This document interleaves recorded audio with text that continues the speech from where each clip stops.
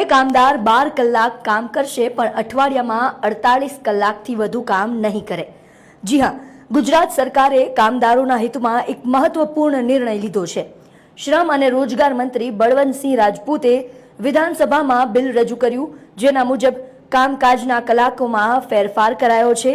આ નવા કાયદા હેઠળ કામદારોને દિવસના 8 કલાકના બદલે 12 કલાક સુધી કામ કરવાની છૂટ, પરંતુ અઠવાડિયાના કામકાજના કલાકો 48 જ રહેશે।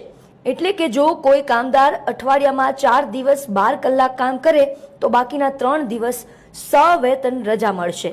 એટલું જ નહીં, જો કોઈ કામદાર દિવસના 12 કલાકથી વધુ કામ કરે તો તેને ઓવરટાઈમ ગણવામાં આવશે અને આ ઓવરટાઈમ માટે તેને સામાન્ય કરતાં બમણો પગાર ચૂકવવો પડશે।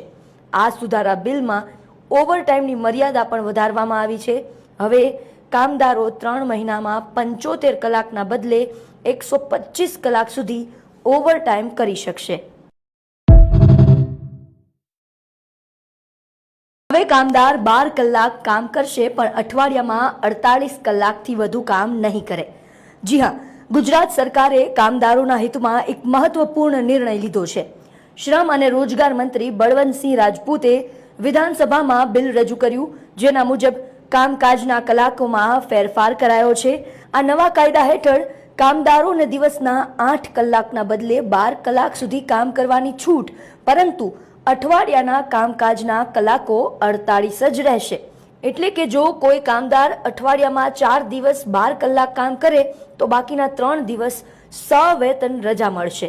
એટલું જ નહીં, જો કોઈ કામદાર દિવસના 12 કલાકથી વધુ કામ કરે તો તેને ઓવરટાઈમ ગણવામાં આવશે અને આ ઓવરટાઈમ માટે તેને સામાન્ય કરતાં બમણો પગાર ચૂકવવો પડશે। આ સુધારા બિલમાં ઓવરટાઈમની મર્યાદા પણ વધારવામાં આવી છે।